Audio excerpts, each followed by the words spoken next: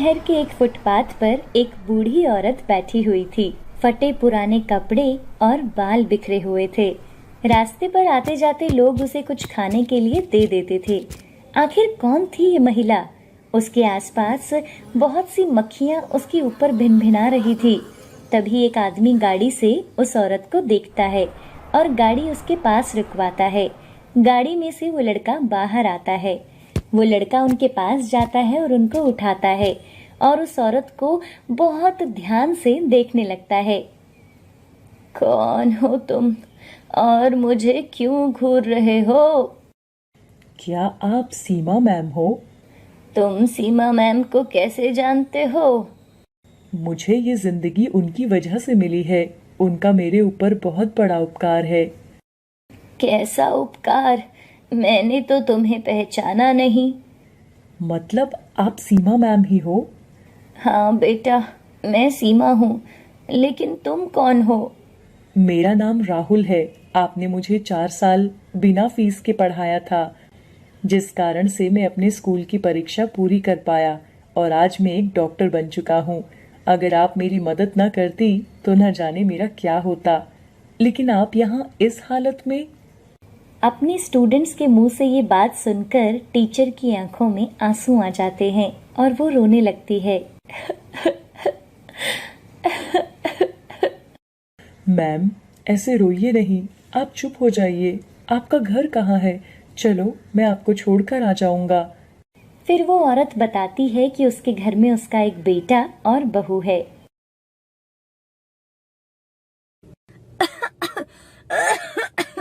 बेटा, मुझे एक गिलास पानी देना। जब देखो ये बुढ़िया खांसती रहती है, मन तो करता है इसको घर से बाहर निकाल दूं। मैंने तुम्हें कितनी बार बोला है कि अपनी माँ को समझा कर रखो कि मुझसे दूर रहे, लेकिन वो हर समय मेरे पास आकर खांसती है। तुम्हें पता नहीं है कि मैं प्रेग्नेंट हूँ। अगर मेरे बच्चे को कुछ हो गया ना, तो मैं तुम दोनों माँ बेटे को छोड़ूंगी नहीं। हाँ हाँ, बोल दूंगा कि थोड़ा ध्यान रखे। और अतुल अपनी माँ के पास जाता है। माँ, तुम प्रिया से दूर रहा करो, वो माँ बनने वाली है। उसको डर है कि आपकी वजह से उसके बच्चे को कुछ ना हो जाए। अगर ऐसे ही चलता रहा तो मुझे ये घर छोड़ना पड़ेगा। अरे नहीं बेटा, ये कैसी बात कर रहा है तू? मैं तो उसका ध्यान रखने के लिए ही उसके पास जाती हूँ। मैंने तुम्हें बोल दिया ना माँ कि उसके पास मत जाना। और वो सीमा को खरी खोटी सुनाकर वहां से चला जाता है। ये सब बातें सुनकर वो बहुत दुखी हो जाती है। एक दिन सीमा किचन से खाना ले रही थी। तभी उसकी प्रिया बहू किचन में आती है और अपनी सास को खाना लेते हुए देखती है तो वो उससे बोलती है, माँ जी, आज रात का खाना आप ही बनाना, अब मुझसे और काम नहीं होता। ठीक है बहू, मैं खाना बना दूंगी। और प्रिया वहां से चली जाती है। रात को प्रिया अपने पति अतुल से बोलती है, अरे अपनी माँ से इस घर के कागजात पर सिग्नेचर क्यों नहीं करवा लेते? अगर उसने ये घर किसी अनाथालय को दान कर दिया ना, तो हम सड़क पर आ जाएंगे। तुम चिंता मत करो, कुछ दिन में ये घर हमारे नाम हो जाएगा। कुछ दिनों बाद अतुल और उसकी बीवी सीमा के पास आते हैं और अतुल सीमा से बोलता है, माँ, प्रिया आपके साथ इस घर में नहीं रहना चाहती और मैं नहीं चाहता कि घर में और कलेश हो, इसलिए आप ये घर छोड़कर किसी वृद्धा आश्रम में चले जाओ। अतुल, ये तू क्या बोल रहा है? मैं तेरी माँ हूँ। क्या तुझे इस दिन के लिए पाल पोस कर बड़ा किया था कि तू मुझे घर से निकाल दे? हा, देखो तो अब ये अपने एहसान भी गिनाने लग गई है।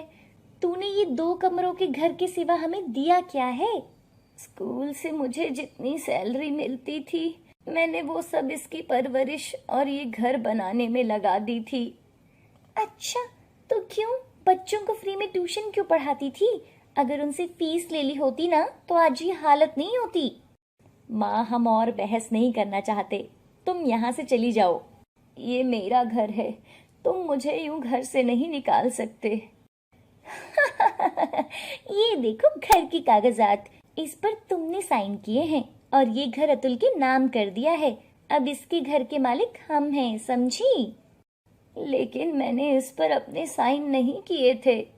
उसके बेटे अतुल ने धोखे से उससे घर के पेपर्स पर साइन करवा लिए थे। उनकी ये हरकत देखकर सीमा को बहुत तेज धक्का लगता है और वो सदमे में ही घर से बाहर चली जाती है और आधी रात को बाहर फुटपाथ पर आकर बैठ जाती है। सीमा पूरी रात रोती रहती है। उसकी हिम्मत बुरी तरह से टूट गई थी। उसको समझ ही नहीं आ रहा था कि उसने ऐसा क्या किया कि उसके अपने बेटे ने ही उसे घर से बाहर निकाल दिया। सीमा की ये सारी बात सुनकर राहुल की आंखों में भी आंसू आ जाते हैं। आप मेरे साथ चलिए। राहुल सीमा को अपने घर ले जाता है और खाना खिलाता है।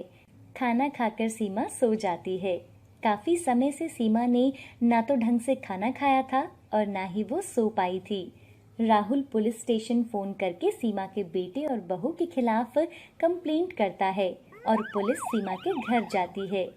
पुलिस अफसर अतुल से बोलता है, क्या तुम्हारा ही नाम अतुल है? जी इंस्पेक्टर सर, मेरा ही नाम अतुल है। तुम्हें और तुम्हारी बीवी को हमारे साथ पुलिस स्टेशन चलना होगा। क्या? हमने क्या किया है? तुम्हारे खिलाफ कंप्लेंट लिखवाई गई है। पर किसने और किस अपराध में? तुम दोनों थाने चलो, सब पता चल जाएगा। पुलिस उन दोनों को पुलिस स्टेशन ले जाती है।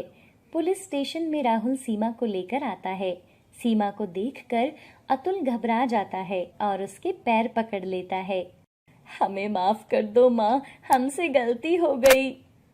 नहीं, जो तुमने जुर्म किया है उसकी सजा तुम्हें जरूर मिलनी चाहिए। तुम कौन हो? ये हमारे घर का मामला है।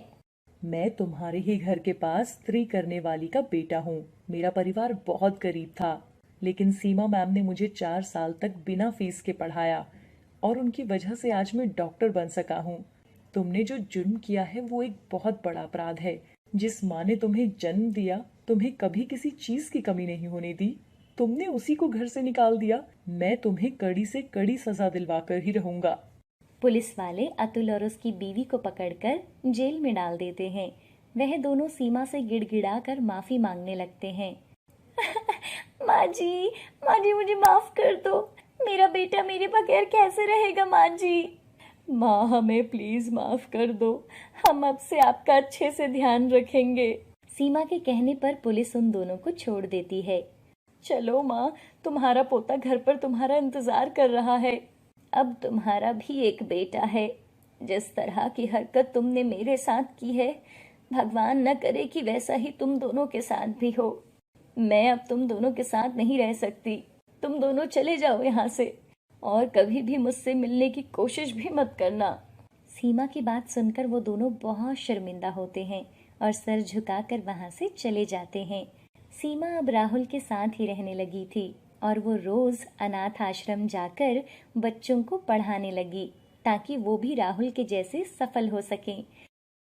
माँ, आपको पता है कुछ दिन में दीपावली आने वाली है? अच्छा, तुमसे किसने बोला? वो अध्यापिका जी ने बताया कि इस दिन श्री राम सीता माता के साथ 14 साल का वनवास काटकर अयोध्या लौटे थे। उनके स्वागत में लोगों ने घरों में दिए जलाए थे। उस दिन की याद में दिवाली हर साल मनाई जाती है और इस दिन लोग नए कपड़े पहनते हैं, घर में दिए जलाते हैं और मिठाइयाँ बांटते हैं। हाँ बेटा, बिल्कुल सही बताया अध्यापिका जी ने। माँ, आप मेरे लिए भी दिवाली पर नई फ्रॉक और मेरी मनपसंद जलेबी लाना। ठीक है बेटा, मैं ले आऊंगी। गायत्री नाम की ये महिला सोनपुर गांव में अपनी बेटी गुड़िया के साथ रहती थी। गायत्री